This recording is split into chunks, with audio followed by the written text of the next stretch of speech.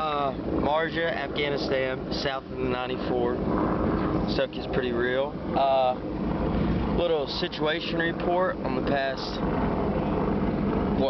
3 weeks since we've been here? In about 21-day stretch, we've been in 19 firefights. November 21st, we're up there. We're at the very end of our shift. I don't remember anything really from the whole day before. The only thing I remember from the entire day is about 7:45. Our alarm clock, as usual, was us getting attacked by AK-47s. Thinking, here we go, you know, another day in Afghanistan. That's the only thing I remember until the grenade went off. And with complete disregard for his own safety, Lance Corporal Carpenter moved towards the grenade in an attempt to shield his fellow Marine from the deadly blast.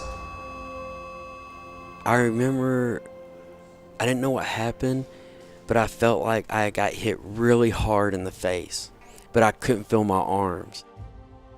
I knew I was in bad shape and my time was probably limited. So I used my last few seconds to, I thought about my family and how devastated my mom was going to be that I didn't make it home like I said I would. And at that point, I knew what was coming, and I closed my eyes for what I thought was going to be my last time on this earth, and went unconscious on a hot, dusty rooftop in Afghanistan. And I woke up 5 weeks later.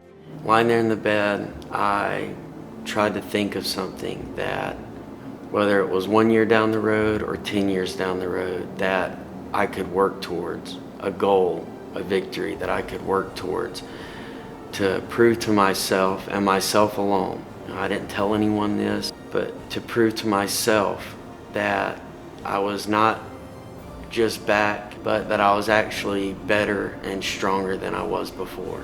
And so I thought of the idea of potentially running that marathon one day. And as time went on and I slowly started to get better, I realized that if I could sit up in bed, I could work on hanging my feet off the edge of my bed.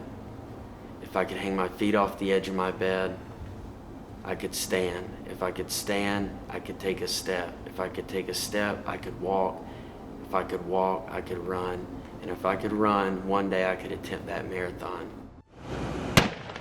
Off and running, there they go! When I crossed the finish line, it was just an extremely powerful moment. And I'm thankful I had sunglasses on, because I started to tear up, because I had proved to myself in that moment, I had proved to myself what I had been trying to convince myself for the years leading up to that. Just keep putting that foot in front of the other. Stay positive. You know, work hard. It will pay off. It will lead you somewhere. We can all learn from Kyle's example. As we prepare for the reading of the citation, I'd like to close with his own words, a message, I think, for every American. It took a life-changing event to get me to truly appreciate the precious and amazing life I have been blessed with. You know, ultimately to realize that we're all on this long, difficult, but very beautiful journey of life together, and each other is all we have. And to serve and help is one of the greatest things and purposes you can have. Well, here you have it, the monthly report with Lance Corporal Carpenter, Lance Corporal Euphrazio. $7 for $5. $7 for $5.